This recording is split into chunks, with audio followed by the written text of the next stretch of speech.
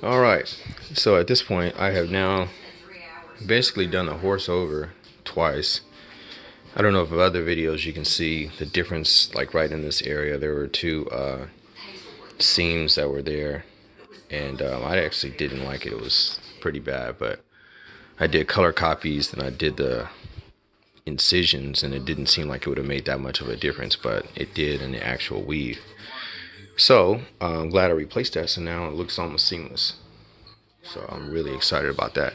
But anyway, I have at this point replaced all of the black weave in the horse, and even some of the gold too, because that weave literally just, I guess maybe because the weave goes on top of each other, like back and forth. When you move it, or if it's moved around, it wants to come loose. So it looks like mashed carpet over time. So anyway, the gold is not necessarily like that. It's pretty flat and it stays that way unless you drag the blade across it when you're cutting it and you fray it. Other than that, it's pretty good. It's pretty tolerable, whatnot. But that black or the white, oh man, it's something else. But anyway, it's now ready to be put on the hood at this point. Today is, man, where were we at? The 29th, I think. So we're right in between Christmas and New Year's 2018. And it's taken a lot longer than I thought it would, but that's only because I didn't know what I was up against with the different type of weaves. And of course I had some mishaps, like over here on the far right. My name is going to be put, my signature is actually going to be put right there. And it was almost messed up. That's it there. So I cut it out of aluminum. I got sheets of aluminum. Matter of fact, I'll show you that real quick. So that right there is a sheet of aluminum. And it's really thin. And really easy to put a not a fingerprint, I'm tripping, but a dent in it. So shiny side, matte side, and there's a contrast. So I was actually thinking about doing a signature in matte. I thought it was kind of more racy. And then it had like a little bit of a brush. I don't know if you can see that in that. But I opted to go with the shiny side.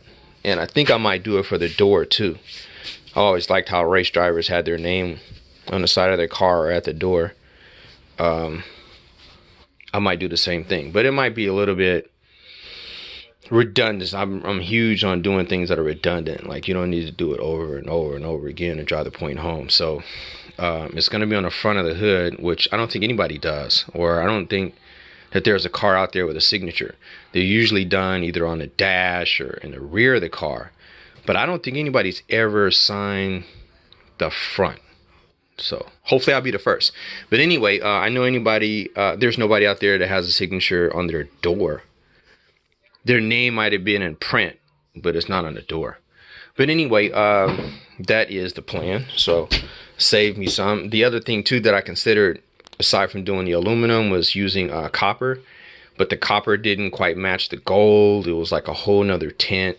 And then, excuse me, not the copper. Brass. Brass was a whole nother tint. So, and I thought brass was actually going to be a perfect fit, but it didn't. It didn't go so good. So this is what I'm going to use for my wing. I'll probably jump on this later today. I brought my wing home from the cart yesterday. So I got to add to it though. I thought this was kind of naked. I don't know if it needs to be bigger. But this was the first rocker that I did for the top of the hood, but it was just too small. And because, matter of fact, I'll show you those differences. Hold on a sec. I'm just a bit of a stickler as to wanting my stuff right. And I don't have a problem doing stuff over. So, those are the two. And I know you can probably barely tell it. You can barely tell it, but it's a hair bigger. That's all I can tell you. But I redid the letters, and obviously they match up. You can see the seam on the far left right here on the side, and so I literally had to get a whole nother yard of the plain weave and re-inlay bigger letters inside that weave, and then inlay that into the other weave, the 4x4. So it was a bitch, but again, I don't like looking at things that are a problem. And obviously, this is the hood. Every time you walk back to the car, you'll see something that you know behind the scenes other people may not know or recognize or pick up on, but I know. And it got annoying just walking over to it. And that's how I do my projects. I'll do them, and then I'll stare at them for a couple of days, and then I'll see imperfections, or I see things that will annoy me and basically act as if the project is already done. And then it gives me an opportunity to correct whatever I saw. And then the project hopefully matures. It gets better over time. So anyway, I redid that, and I got another idea that I might want to add to this rocker for the wing and make it kind of trick. So I'll figure that out later on today. Meanwhile, I got to get some resin on this thing. I want to say today. I still got plenty of hours left. I think I'm at the top of the day at like 12 o'clock. And so, what? Yep, I'm at 12 o'clock. So, hopefully I'll get it laminated to the hood. I even thought about making a carbon fiber hood, but don't feel like taking the time to make the molds and stuff like that. So this will be a dry layup. And I'll have more control of too what happens with the weave, because the weave looks like it wants to have a little attitude as you move it around, and I want them as straight as possible. So if I put them in a mold, I'll have zero control of that, and I would hate for them to dry in such a way I couldn't correct it. So anyway, that's another reason why I want to do it that way. That's truly about it. So next video hopefully will be it laminated to the hood, so you'll see obviously it wrapped around. The actual hood is sitting on the hood now, and then I will flip it over, actually get some resin on top, and then flip it over and do most likely carbon on the other side. But I'm thinking about maybe not doing that, because every time you do something that is a dry layup like this and you add resin on top, you're also adding weight to the part. And the other thing I learned from doing the Joker is that when you add weight to it, then you're also adding weight on the shocks. And so I got new shocks for this hood right now, and I don't want it to be ridiculously heavy, and then I got to get heavier shocks and stuff like that. So that's another issue that you have to contend with when you do a project of this magnitude, because you're gonna have resin on top.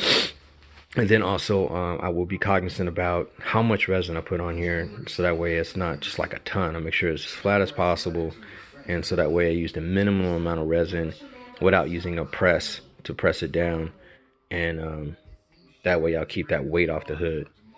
So next video, hopefully, like I said, it'll be laminated between tonight and tomorrow.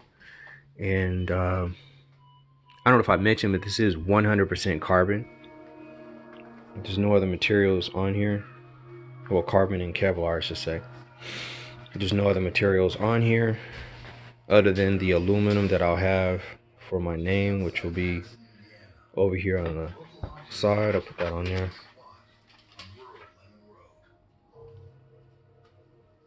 This, I can't tell you how thin it is and delicate, but it'll be like that. And hopefully it'll look good. That's all I can tell you. I'm pretty excited by it. Anyway, time to get busy. And feel free to leave some comments and let me know what you like, don't like, what you'd have probably done different. Color combinations, whatever it may be. But let me know some thoughts out there.